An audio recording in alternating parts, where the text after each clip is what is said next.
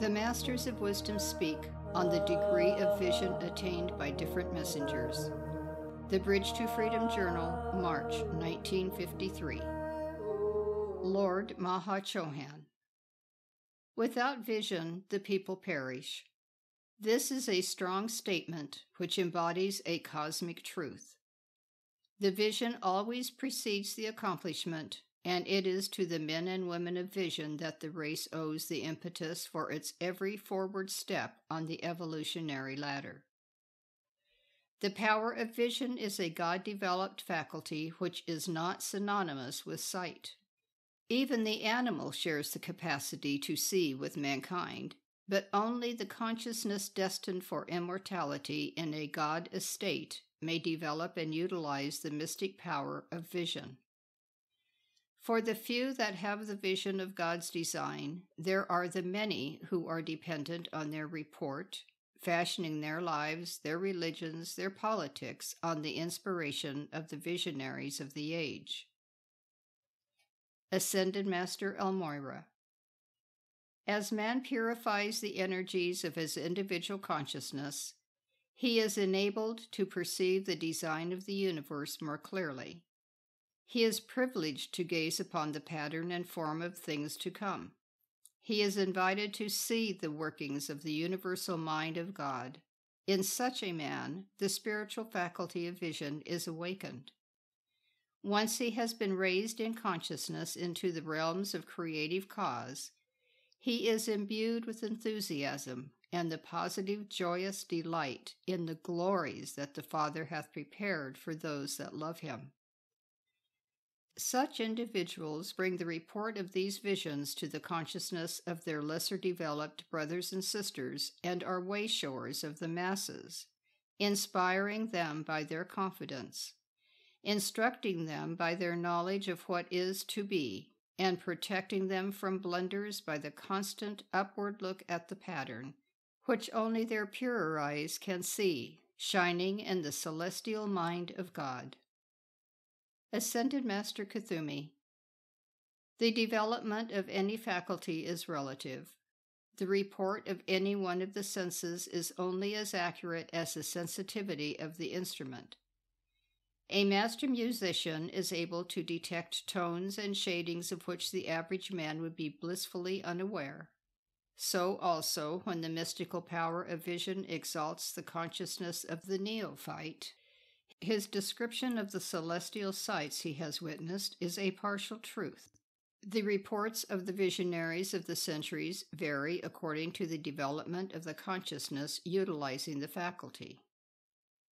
The wailing of the prophets, the soothing vibrations of the Psalms, the wrath of Jehovah, the love of the Father, all result from the reports of the uplifted vision of individuals whose varying degrees of awareness have resulted in the confusion of the masses and the constant cry of, "Lo here and lo there." Man must not be discouraged from exercising his power of vision. No, nor from enjoying and respecting the reports of the visionary. However, he must be warned that, like the guide on the Mount of Attainment, each new vantage point will yield a new panorama, and all the guides are not at one point at one time.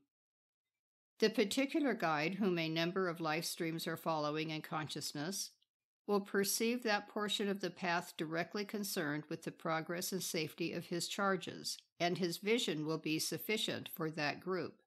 But there are other groups and other guides so far above them that they look like little specks on the shining apex of the mountain.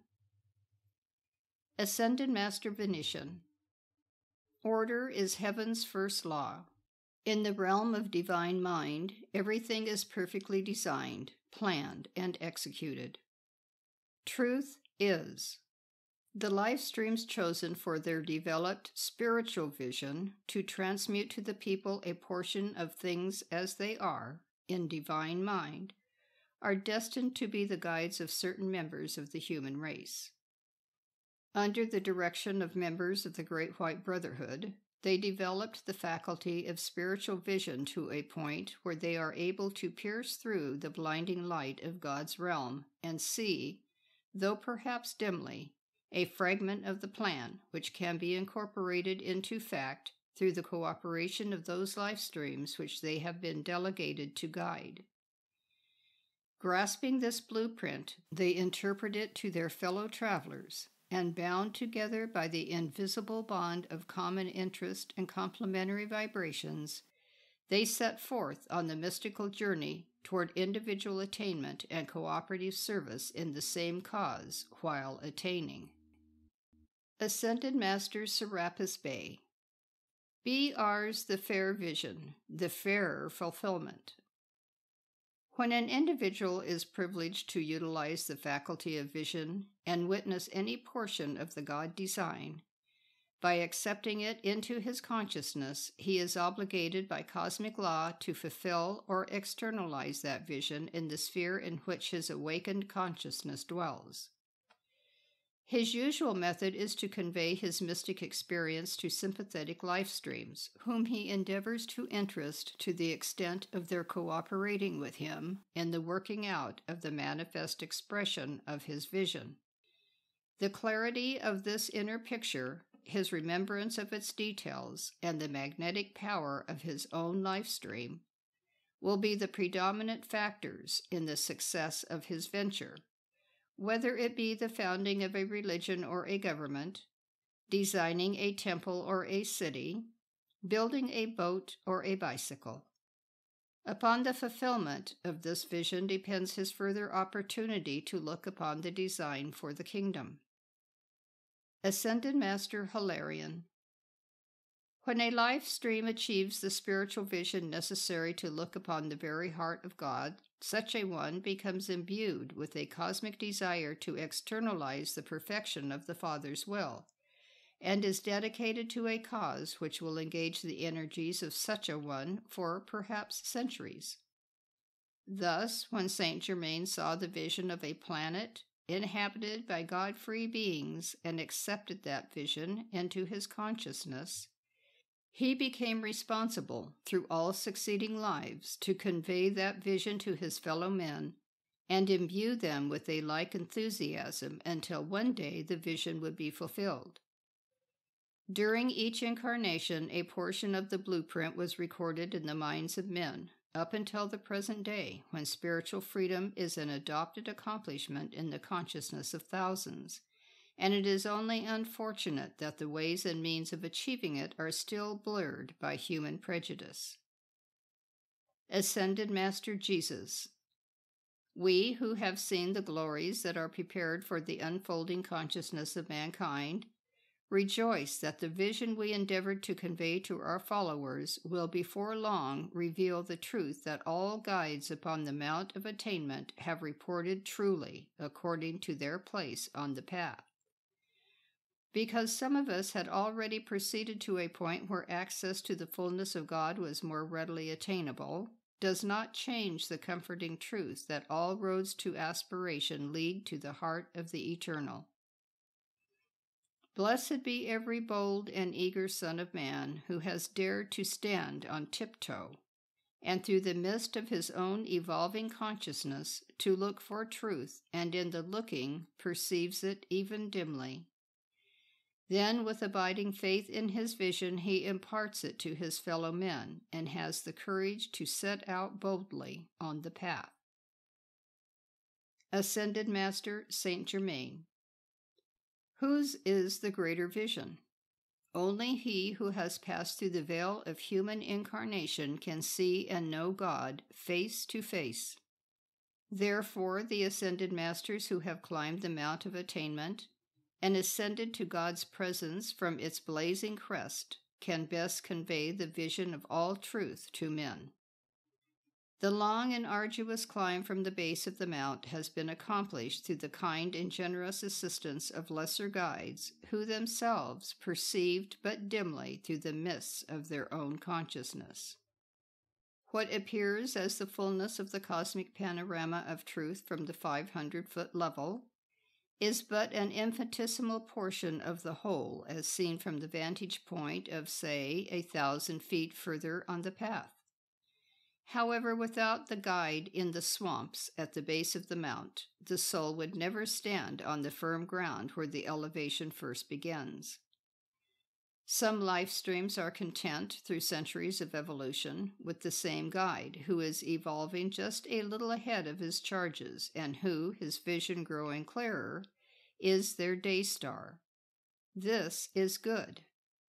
Other travelers change guides when their own vision exceeds that of their former preceptor, loving and blessing his light, but attaching themselves to a guide who can see more clearly the path ahead. Finally, the individuals come to a point where their own vision is developed enough to see through the eyes of the masters, and such travelers become the chelas of the liberated host, sharing their vision and accepting the responsibility of making that vision fact through the cooperation of their own life essence, coupled with that of whatsoever members of their race they can imbue with their master's vision, enthusiasm, and light.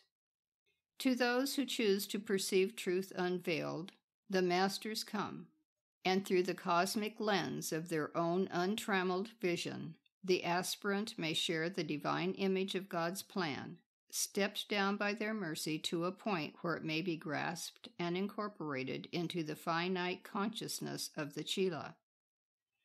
Thus they have the opportunity of knowing God's will, of working in cooperation with the Brotherhood, and sharing in the vision of the gods before their own power of vision is sufficiently exalted to render this service for themselves and others.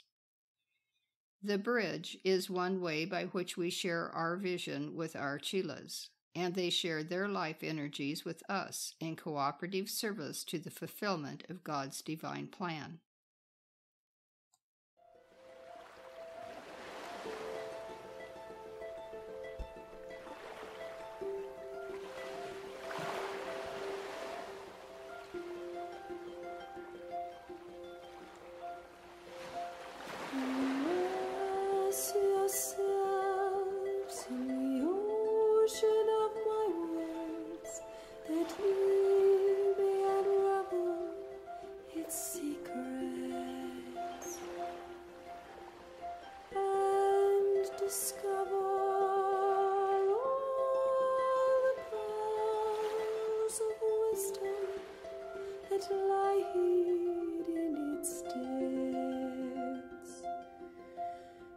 Take heed that ye do not vacillate in your determination